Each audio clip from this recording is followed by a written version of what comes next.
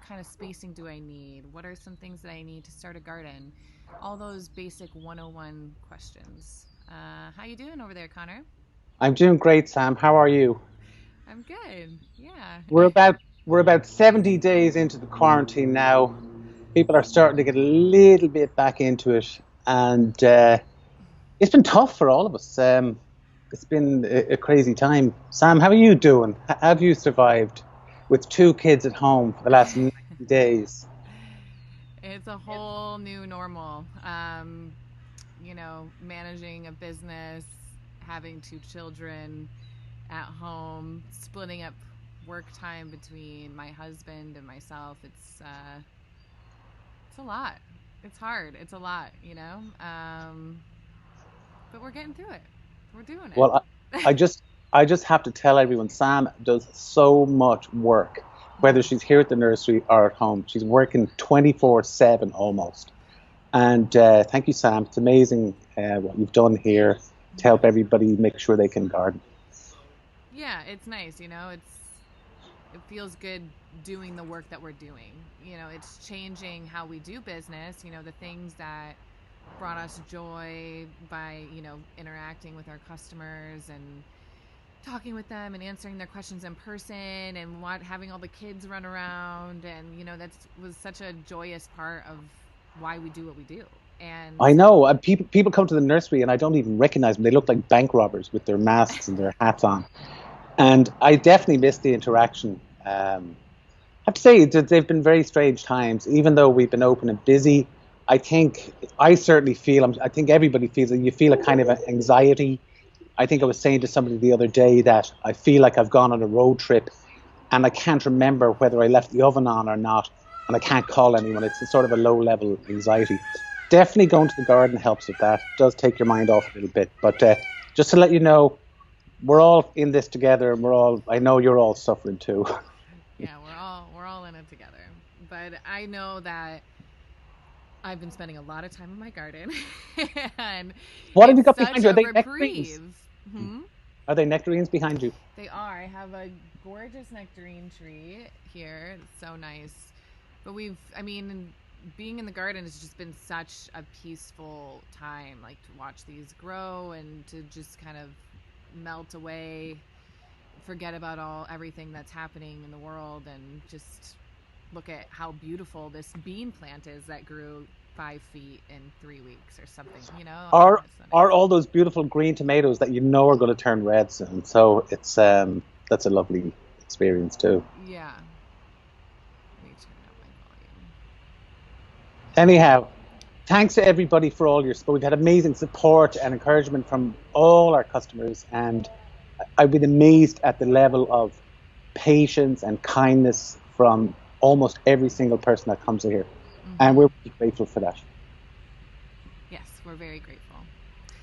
So, with that, let's get started on some topics. I want to start off with talking about what we can plant right now. What is the best thing? What are the best things to plant right now? And then we can kind of go through, you know, category by category and talk about, spacing, different techniques, things like that. So, Connor, do you want to start by going over just the general list of what's good to Sure. plant right now? The first thing I would say, normally, and there is no normal anymore, but normally we're coming out of the cooler months and we're getting into the hotter months. Um, I know we've had a couple of weeks, maybe 2 or 3 weeks in the last 2 months that have been over 90 degrees, which is unusual and makes it hard for plants as well to get the heat stress when they're small. So you have to baby those a little bit in those times. We also get into now, even though the temperatures warm up a little bit, usually, we get into a little bit of June gloom. So we still do get the marine layer over here in 90065. It burns off usually a lot quicker than on the west side, but also it means that we get a bit warmer. So what happens usually at this time of year is the nights become warmer as well as the days. And the things that like the warm nights are the cucumbers, the melons, the watermelons, the squash, all those cucurbits group of plants. They like the warm nights. So now's an ideal time to plant those guys. Um, let's start with that. A lot of people ask me the question in the nursery, in winter, why don't we have any winter squash? So it's one of our things that we talk about. So what winter squash is, it's a squash that's grown in summer but keeps for winter. So it's usually one of those hard-bodied squash like acorn squash, spaghetti squash, um, any of those hard squashes that they keep for such a long time, 3-4 months, and you can keep them over for the winter. So they're grown in summer but kept for winter. The summer squashes are the soft skin squashes, zucchini, crookneck, paddy pan, any of those soft skin squashes, and they're usually grown and eaten straight away. So they don't keep like the winter squash. So that's the difference between winter squash and summer squash, is they're all grown in summer. Some keep for winter, some do not. And the next question is going to be squash, vine, or bush? Now, it's a little known fact that myself and Sam have had some good old arguments about this, about whether squash is a vining or a bushing plant. And the answer generally is it's both. There's two types of squashes. There's vining and there's a bush type squash. As a general rule of thumb, you can say that all the hard-bodied squashes are generally vining squash. So kabocha squash, spaghetti squash, acorn squash, butternut, all those things are vining. The soft skin squashes are generally a bushing plant. So they don't really climb, but they spread like a bush. So it's a general rule of thumb for bushing and vining. The crazy thing about the vining squashes is they tend to be bigger than the bushing squashes. So you're like, okay, now I've got a big squash on a vine hanging down there, and is it going to fall off? So if the squashes are getting big, the trellis squashes, if they're getting big, you can take something like old nylon pantyhose or something to like tie them up gently to hold the weight onto the trellis so that they don't overweigh the stem and fall off. Mm-hmm. And that's a pretty easy thing to do. You can use old sheets and cut them up and just tie little, like it would look like a little bandage, and just tie them up on the trellis. Mm-hmm. You can also let them grow along the ground.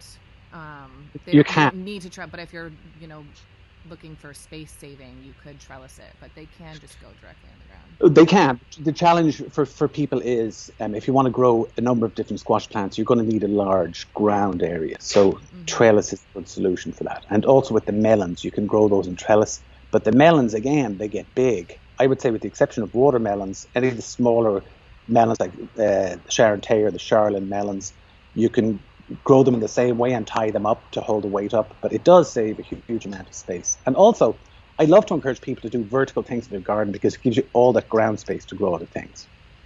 Mm-hmm. Yeah, absolutely. Well, then that's also the question that brings up, like, okay, so I'm planting a melon or I'm planting a squash in my garden bed, and how much space? I mean, we always recommend to plant those things closer to the edges of your bed so that they can trail off and go do their own thing.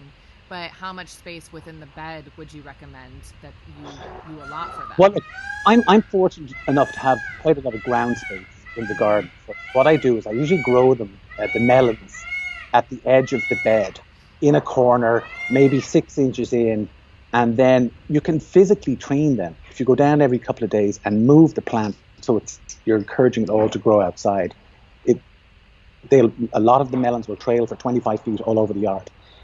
But you can grow them very close to the edge, the 6 inches to the edge, and then they're not taking up all the growing space in the bed. Mm-hmm. And that's a great way to use your space if you have ground space outside the bed.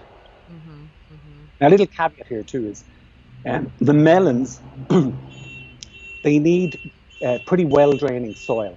So they don't like to be sitting in a big wet puddle. So make sure they're getting water, but not overwatered. They don't like to be overwatered, or you'll get rotting in the stems, and the stems break off from the base of the plant.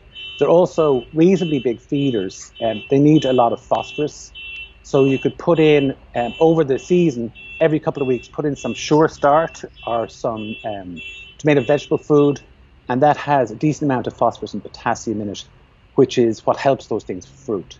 So if you think of phosphorus, I like to call it phosphorus. It produces the flowers and the fruits on the plants. So pay attention to that. A lot of the time, they don't need to be too much nitrogen. A lot of the time, people will put too much nitrogen on them, and what you do is you get big, big leafy green plants with very little fruit. Yeah, absolutely. While we're on the topic of kind of trellising and climbing, beans, it's a great time to grow those right now. We have the two varieties: beans, bush beans, and then we also have the vining beans, climbing beans. Beans are a fantastic thing to grow because you get so much bang for your buck. But the bush beans take up a reasonable amount of space. They're going to take up a 3-foot radius in the size of the bush, so it gives space for them to grow. If you plant them too close together, they won't produce a lot of fruit.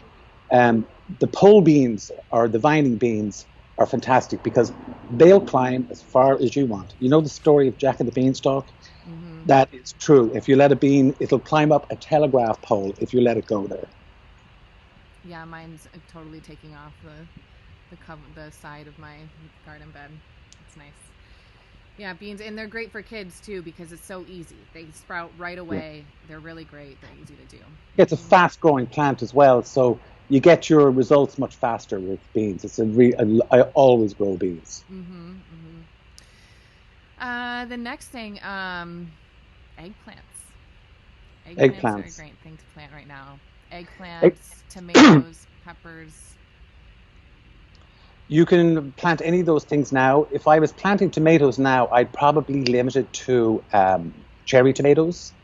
And I don't know if you remember, Sam, our conversation about tomatoes and pollination is, what happens is if you plant a tomato seed now, you won't be seeing flowers in that for probably 8 weeks, 6 to 8 weeks.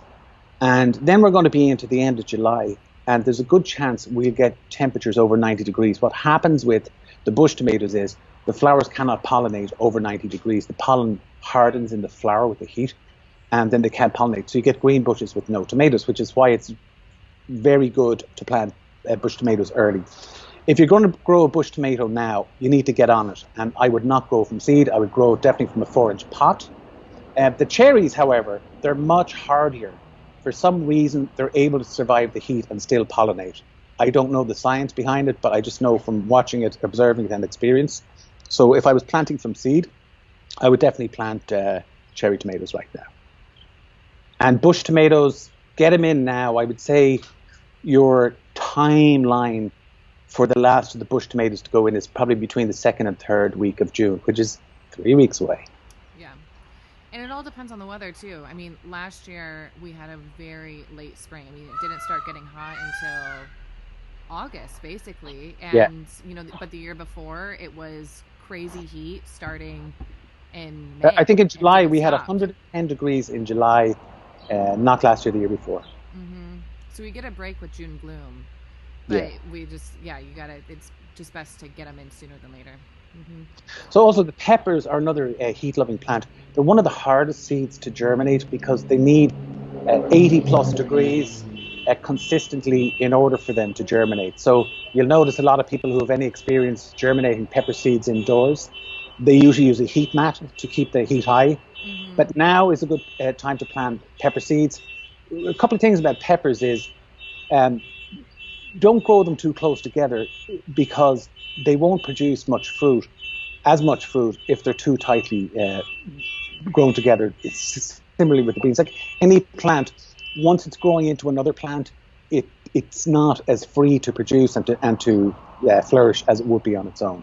And when you say not too close together, do you mean like a foot different? I mean, I know it depends on the type of tomato or the type of plant that you're planting, but I think like you don't want the leaves of the two plants to be touching at maturity.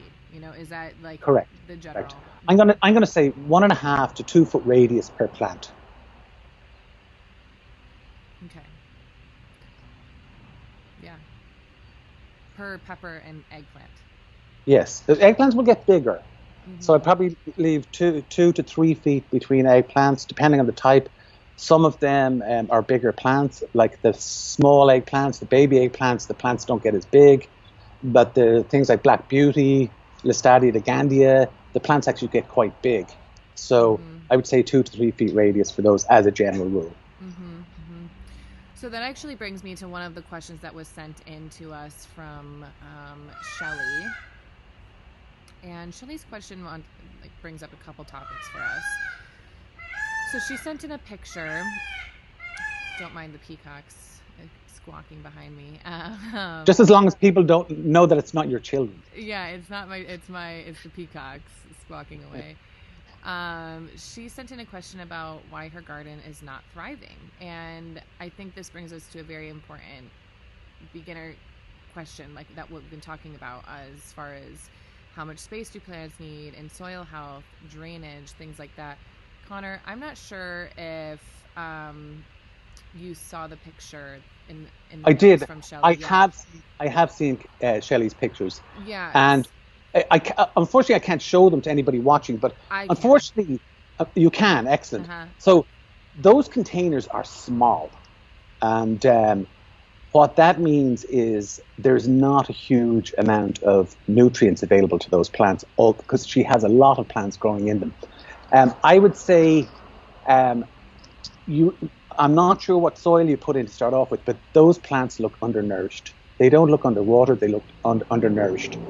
And you may have overplanted a little bit there, but what I would be doing is I'd be using fish and kelp emulsion on a weekly basis in that one each green container, and I'd probably use a gallon per container on a weekly basis. And if you do that, you'll see a difference in growth of the plant. Be no harm to put some worm castings in or something that'll get the microbial up a little bit. Just remember, you're dealing with a very small mass for an awful lot of roots. So the soil mass is small in comparison to the roots. That means they're going to suck up all the nutrients and the water very fast. So don't despair. I wouldn't say the plants are doomed, but you'd have to pay attention to fertilizing those for sure. Yeah, I agree. And you can't really tell exactly what um, you can't tell exactly what the size of the containers are, but they do look quite small. Too Yeah, small to have two tomato plants and many other things in there as well. So that's correct. Mm-hmm. And then Sarah just brought up a question. Sarah asked two questions. She said, I bought a tomatillo from you. Do I need another one to produce fruit? And it has a lot of flowers on it. Also, its leaves are turning yellow. So yes, you need 2 tomatillos to get fruit. It's one of the downsides of us not being there while you're shopping online to tell you these things. Yeah, Because if you were to walk up to our register and we noticed you only had 1 tomatillo, we would say, hey, do you have another tomatillo in your garden? yeah, yeah. But yes, you do need 2. Can you tell us, Sam, do they have to be the same variety, the tomatillos? You know what? I don't know. I'm not sure. I would be searching that on the internet. I don't know if they need to be the same variety or maybe they need to be similar. Like I know pineapple tomatillo is more of like a ground cherry tomatillo, so Yeah, maybe they yeah. both need to be similar. But I'm not. I don't know enough I'd to. have to double check it, but in my mind's eye, I remember reading that it's best if you have two of the same type. Mm-hmm. And one of the little known things about tomatillos as well is they do say if you plant them once, you will never have to plant them again because they reseed every year. I have them in my garden, they reseed every year. And I forget about it until I see them coming up. Oh, yeah, there's the tomatillos. Okay. Okay. Sorry, Shelly just commented too that the containers are about 3 feet by 6 feet, so they are pretty big. They just don't. The picture makes them look smaller. Look, if I look at the scale of the cooler, they don't look anywhere near 6 feet long. Yeah. Yeah. They might be 3 feet by 6 inches, is what they look like to me. Yeah, no, I agree. And Shelly, we did say fish and kelp emulsion, and we do have it in stock in 2 different sizes. So that's a great thing. I know Connor, you wanted to just talk about that in general, as you know, I think what happens is a lot of people get very discouraged when they start their garden and they go down to the place we shall not name, and they get the best soil they can possibly get, and they plant their plants, and they grow about this tall, and they maybe get one fruit, and it doesn't taste good, and they're thinking, oh, I can't grow anything. I just failed. Okay, so just a quick word about that. Let's talk about the beginning, Yeah. A thing you should know is that everybody should know is that the summer plants, anything rooting or fruiting, is a high feeding plant. So that would be tomatoes, eggplants, cucumbers, any of the fruiting plants. They need high nutrients. The winter plants will be fine with less nutrients because they're not as big feeders. While they still do need nutrients, they don't need the same amount of nitrogen, phosphorus, potassium as the summer plants. So what happens is if you go and buy, let's call it a big box store bag of soil, there's nothing wrong with the soil. But they're generally low in nutrient. That's why they're cheap. So they're generally low in nutrients. So after 4 to 6 weeks, your plants are going to run out of nutrients. And what happens is the plants get yay tall, about a foot or a foot and a half, and then they stop. They just sit there in a stunted state, and they'll often go yellowish, which I'm just looking at Shelley's picture here. Everything looks a little bit pale, which is a sign of chlorosis, lack of nitrogen. So if you've bought the big box store soil and you're seeing this happen, don't distress, because what you can do is you can go and get yourself some powdered fertilizer or fish and kelp emulsion and apply it per instructions on the container to your plant every 1 to 2 weeks. Sam, you were going to mention worm castings there. Yep. Yeah, worm casting is another fantastic thing because what it does is it gets the microbial up in the soil. So you're increasing microbial activity, which is essential for the plants to be able to uptake the nutrients in the soil. So I would say a combination of fertilizer, some worm castings or other microbial compost. And one of the things I find myself is once your plants are growing, it's a little bit harder to get the powdered fertilizer in there. Don't despair. You can sprinkle it around the area, scratch it in with a trowel. It takes its time. Because it's organic, it's not immediately available to the plant. It takes time to get into the soil. But the fish and kelp emulsion, it's a liquid fertilizer, so you can use it as a drench in a watering can. It's just, to me, it's a little bit less work, but you probably want to be doing it a little bit more often. Mm-hmm. Mm-hmm. Yeah, I mean, it's all about soil health, and it is about soil health, Sam. Yeah. We have to grow our soil, not our plants. That is the whole secret of gardening. Mm-hmm. And I had a customer come in the other day, and he said after 3 years, his garden finally looks fantastic for the first time ever because he's grown everything in ground. And he said, you were right. It's about the soil because I've spent 3 years applying compost and mulch to my garden, and finally he's seeing the results. And that is fantastic to me. When I hear that, that's amazing because it means that people understand it's taking care of the soil is the key. Mm-hmm. Yeah, exactly. Another question we get, I'm going to move on, is because science lovers Sievers just sent in this question, and it is a question that we get all the time, and it is, what recommendations do you have for shade-loving plants? I have a lot of space in my front house, and I cannot seem to find something that will survive in the shade. Sorry if this is a silly question. Not a silly question at all. Did you have an answer for that, Sam, or do you want me to answer that? I'll have you answer it, but I just wanted to say that it's a super common question that we get, like, what can I grow in the shade? Our specialty at FIG is food and medicine plants. And general rule of thumb, like, food and medicine plants need a lot of sun. I would say at least 5 hours. Correct, Conor? Yes. 5-6 hours is considered a decent amount of sun. 6 to 8 hours is what they call full sun. That means your garden is in full sun for 6 to 8 hours. If you see instructions on the label that say this plant needs full sun, it needs 6 to 8 hours. Most things will grow between 4 and 6 hours of sun, but they won't grow as big or as vigorously as if they get full sun, and that's for the full sun plants. Very hard to grow things in the shade, edible things in the shade. The only thing I've ever really had any success with is miner's lettuce under the oak tree in the winter. I get quite a bit of that grows. But most of these plants need sun, especially the tomatoes, the peppers, cucumbers, the basil. They all need sun. I think if you were looking for a solution for a shady area, it's probably not going to be edible, and you'd Mm-hmm. be looking for some sort of shade-loving plant that may be even one of the indoor type plants like a pothos or one of those. A fern or something like that. Fern, yeah. Yeah, but with that being said, it's all. I mean, it sounds like this person has tried and not been successful. But it's all an experiment. Just plant it because we get a lot of times questions like, I have a shady area, and I ask about how much sun do they get, and they're like, oh, I'm not sure, like maybe just two. And I say, well, you'd be surprised. It's very possible that that area is getting sun. It might be getting dappled sun or reflection off things, and so it is still getting enough sun. And you just got to plant it and see what happens. That's a great point, Sam, because dappled sunlight is still sunlight. Mm-hmm. Um, so a lot of people look at an area and they'll see, oh, that looks very, in their mind's eye, it's shady, but it may not be as shady as you think. The real way to find out is look at where the sun is at 8 o'clock in the morning, 12 o'clock in the day, 3 o'clock in the afternoon. And then you will know how many hours of actual sun you get. Mm-hmm. Mm-hmm. Yeah, absolutely. Um, the sun, and then okay, so then I want to ask the question too. What are some herbs and things that would do better or can thrive in a shadier place?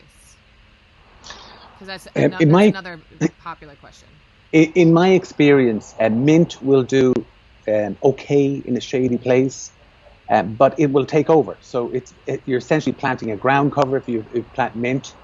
That'll do okay in shade, but I've never had any luck with any of the other herbs growing them in a shady place. Mint is about the only thing because it wants to live. Yeah, it is pretty crazy. But I planted some things in some shade just as an experiment. They're in a pot, so I can move them around. But I just wanted to see like how shady could I go, and so, so I planted some arugula, and I just wanted to see it because we get this question so often. It made me curious because also we live in Southern California, so full sun should be taken with a grain of salt. It's not the same as full sun in Seattle. That's full rain. Yeah. But really, I mean, so we're you have to purchase shade cloth for some places because it is too much full sun. So sometimes a little bit of shade in the afternoon is not a bad thing. Mm-hmm. Well, it's entirely possible to be in an area with 6 hours of sun and still get some shade. I mean, in the summer months, we basically have from 6:30 or 7 in the morning till 7 at night, there's 12 hours of sunshine available to us. So if you were getting 6, it could be half a day in the shade and you'd still have things grow reasonably well. Mm-hmm. Mm-hmm. And that's why I say that people think a place is shady, but it's not always as shady as they think. Mm-hmm. Yeah. So how did your arugula go in that pot in the shade? It's still growing. It's growing pretty good right now. Now, is it really in the shade? That's what I need to figure out. That's why I planted it here. It's more of a experiment, and that's what it is. Just plant it, see what happens. That's true. That's one of the great things about your own garden is almost everybody's garden is its own little microclimate. Mm-hmm. So different things will do well in different people's gardens and vice versa. So really the best way to grow things is don't be afraid, just plant something and see if it grows. If it grows, it grows. If it doesn't, you can always plant something else. Exactly. What do you think would be the biggest piece of advice you could give to a first-time gardener?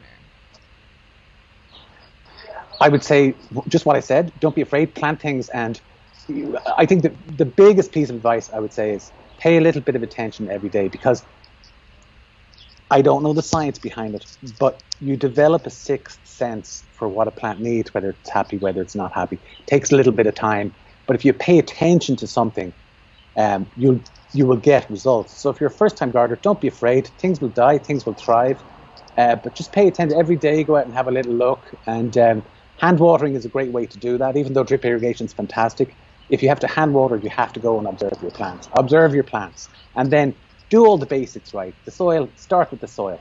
That's the most basic thing. If you start with the soil, it's very hard to fail at this. All right, Sam? Mm-hmm. That's right. Speaking of which, we got a pallet of 420 in today. Should I not have said that? For everybody that signed up and was waitlisted, you will get your bag. We will be releasing, we got 2 pallets, and we'll be releasing 1 pallet online tonight. So exciting. It's neat. It's a great soil. It's a great soil. It is. Oh, that's right. If you're a first-time gardener, get your hands on a bag of 420. Yes. But the problem with that is that you're like, you can't use anything else ever again. If you want like a quick unless you're making your own mixture that you're building on every year. Yeah. And you just want to be like planting every year, there's nothing that compares. Correct. So they get you hooked and they leave you high and dry. My mom had a question. She sent in a cute question. She asked, so you don't pull the tomatillos out of the ground at the end of the season? Well, because she asked that after we were talking about tomatillos. But we do. Hi, Dina. It is a perennial. It's a annual. So you will want to pull them out, right? They're going to give are they do tomatillos follow by determinate, indeterminate rules or no? They are an indeterminate plant. They keep producing. What generally happens to them is when it starts to get cold, they shrivel up and die. I don't even have to pull them out. They just shrivel up and die. You can pull them out, but you're almost 100% sure you're going to have seeds in the ground that will overwinter and come up again in the spring. I've had them every year for 10 or 15 years in the same place. Yeah. Are there any vegetables or things that we didn't cover? I was going to talk a little bit about greens. I mean, we've had a huge amount of requests from first-time growers. They all want to grow lettuce now. Mm-hmm. It's just not an ideal time to be planting it, especially from seed. And the reason is the delicate green leaf plants, they can't take the heat. And it's not to do with sun, it's to do with heat. They love the sun, but they don't like the heat. There's a couple of things that do well, leafy greens that do well in heat. They are Swiss chard. Mm-hmm. For some reason, they're incredibly hardy. They'll even go through the 90-degree heat unscathed. Another one is kale. Kale is very, very hardy. The leaves do go a little bit bitter in the hot weather, but then they'll recover in the winter when it gets cooler and you'll get more growth and more leaves from them. One of my favorite things, and I brought it up to the table because it's one of my favorite things to grow, and this is shiso. And shiso is a Japanese leaf. It's you might recognize it as, if you've been in a sushi restaurant, they will take one leaf, cut it off, they'll lay it on the plate and they'll put a piece of sushi on top. But it has a kind of a spicy, I suppose what they call umami flavor. It's a really delicious thing. It loves the heat and sun. And ditto with basil. People would think that basil is like a delicate green leaf plant, but it is not. It can take full sun and it can take a lot of heat, and it does really well in the warm weather. Mm-hmm, mm-hmm. But if you're going to do your kale or chard, try and start. See these plants here. They're about 6 weeks on from seed. So think about it. If you plant from seed now, your plant's going to look like that in 6 weeks. We're going to be into the middle of July, and if we get a very hot spell, it's going to be tough for them to survive that heat. Whereas if you plant it now like this, in 6 weeks' time, it'll be 2 or 3 feet tall, and it'll be much more stable, much stronger, much hardier, and it can survive the hotter weather. Yeah. We haven't talked about corn either. I grew up in the Midwest, so I know how corn grows. But you wouldn't Sam, how high should your corn be by 4th of July? Knee high by 4th of July.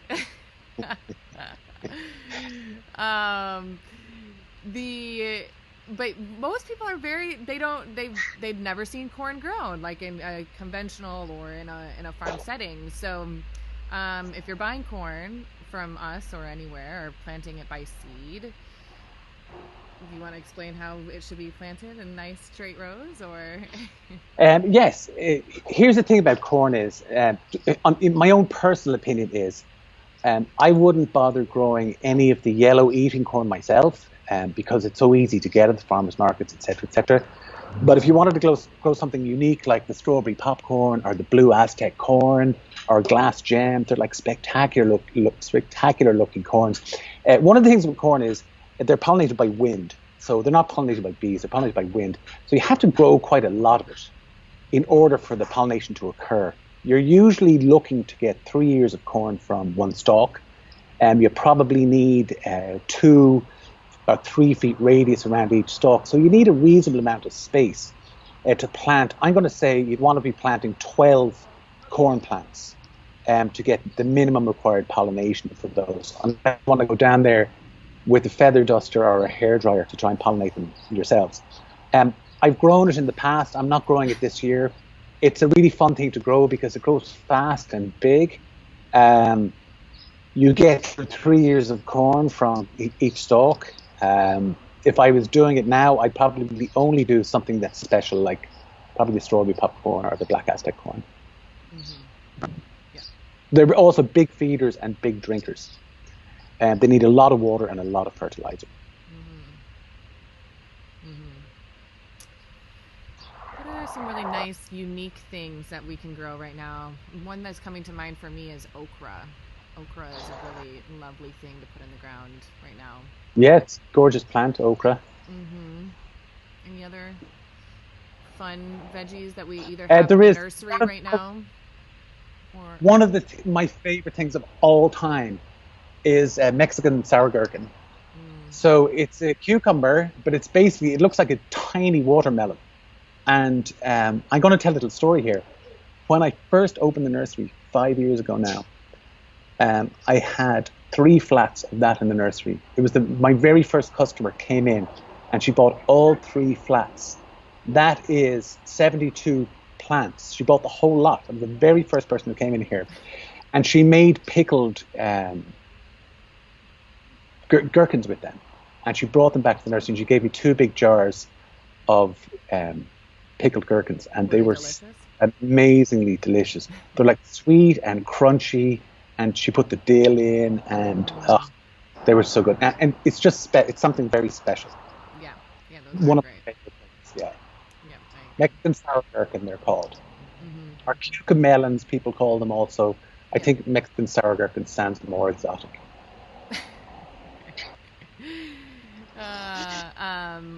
The jelly melon too is something else that we have. Jelly melon, really outstanding. Cool and unique. Mm-hmm. For anybody who's got the remotest interest, look up a picture of jelly melon. It's a cucumber and it's outstanding. It's the weirdest looking thing. Sam, what's the other name for it? They call it the African horned cucumber, is it? Yeah. Look up a picture of it, anybody who's interested in that, because it's so spectacular. Yeah. And then spoon tomatoes. Anybody who wants to grow tomatoes and hasn't started yet, spoon is one of our rock stars here at the nursery. So many people ask for it. And it's the world's smallest tomato. They're tiny little pearl-shaped tomatoes, and you get millions of them. And it's just something very special. Yes, absolutely. Yes. Sorry, I was just seeing that made me think about another question that was sent in about container sizes. We talked about spacing in that, but we didn't, not to go off track, but we didn't talk so much about container sizes. Like made me think about my spoon tomato, which I put in a 5-gallon pot, which I wouldn't do with any other tomato, but it's a spoon tomato, and I thought, let's just try it out. But things like cantaloupes and melons and things like that, even though they're trailing and they might not take up too much space in the bed, their root system, as you say, still does take up a decent amount of space. Yeah, well, look, one of the challenges is you could probably grow a melon in a 5-gallon container. Here's what's going to happen is it's going to dry out super fast. Mm-hmm. So it may dry out you may water in the morning on a hot day and it's dried out by 6 o'clock in the evening and the plant is dead. You want to be putting those in at least a 15-gallon container. That's the same size. A 15-gallon nursery container is the same size as a 5-gallon orange bucket from a certain big box store. And if you do that, don't put the trellis in the same bucket as you have the plant. So you want to get a second bucket, put some rocks in it so it can't blow over, and then put the trellis in that a little bit behind it, maybe 2 feet. And what you're doing there is you're giving the plant enough space and air to actually spread and grow instead of trying to stuff it all into one small area and it all gets tangled up. Mm-hmm. They would be my tips. So basic answer to the question is yes, you can grow in a 5-gallon container. Do I recommend it? No. Why? Because they dry out way too fast. Yeah. And I would say tomatoes, ditto for tomatoes, any of the squash, cucumbers, any of those plants. Yeah. I have my spoon tomato in the 5-gallon container. I'm watering it much more often than I'm watering my other things. Absolutely. Yeah. Mm-hmm. Shelly, you had another question saying the birds seem to be eating most of my seedlings, including basil. Is there anything I can do? Well, look, 2 things there, Sam. It's not always the birds. People think it's the birds, but it's not always the birds. I'm not saying it's not. It could be the birds. I'll give you the solution to that in a moment. But also, when your seeds start to grow, we talked about this before, the first leaves of any seedling plant are called the cotyledon leaves. They're not the true leaves of the plant, but they're the ones that start the plant off. So before the first true leaves appear in the plant, those cotyledon leaves are really tender and juicy and enjoyed immensely by pill bugs and earwigs. So they will come out and they will devour those leaves, and once they eat those leaves, the plant is history because it can't photosynthesize. Sluggo Plus is a fantastic solution for that. It's very, very effective. It's completely organic fertilizer, kills pill bugs, slugs, and earwigs. And then if it is birds eating the seedlings, get some bird netting. Get some bird netting, put it over the plants until they're maybe 6 inches or 8 inches high.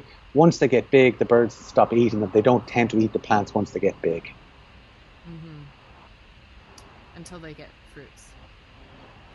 Well, no, just once the plant gets big, because the leaves are much tougher and the plant is stronger, so it can take a little bit of damage, which is why I like to grow the seedlings inside and then transplant them into the beds, because you can protect them much more until they get strong enough to survive a little bit of swallow diving.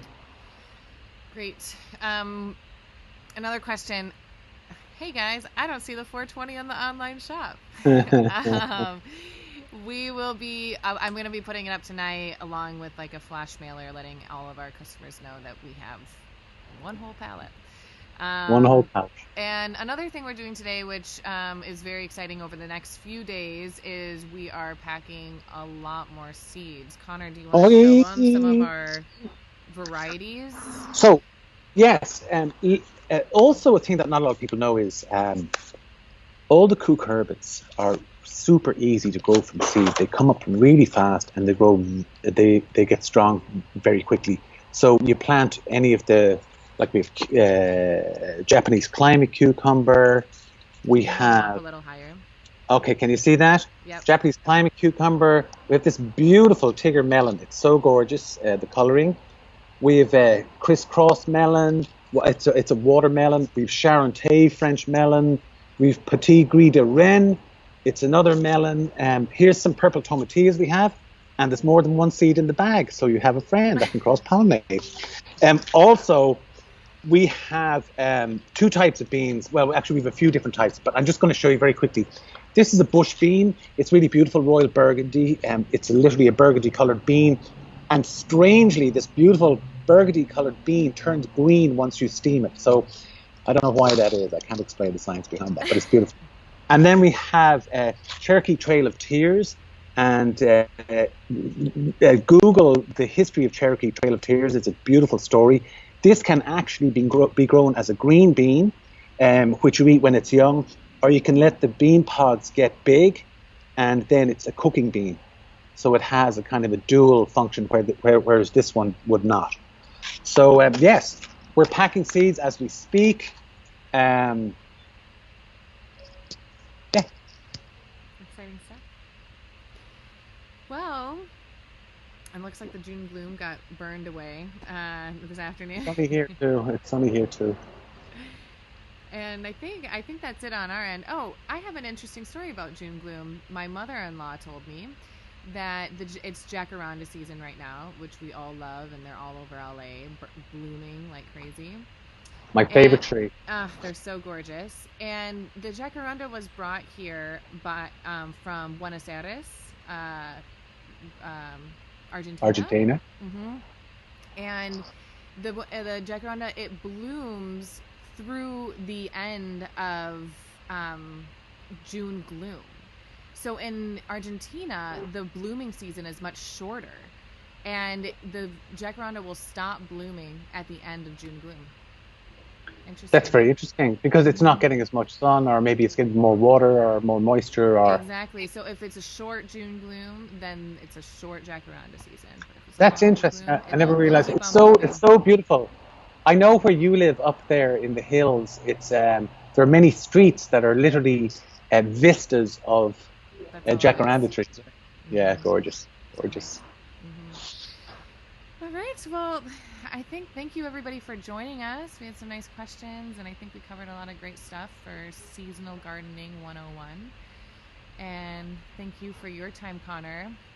And thank you, Sam, and for your time too. And thanks everybody for watching and listening to us. I hope we were able to answer your questions in a satisfactory way. And it's our way of communicating with you every week in a way that we can't communicate in the nursery. So keep the questions coming. Exactly. We will try to answer any questions, even if they're not on the topic we're talking about. So keep sending them in. Thank you so much. Thank you. Bye-bye.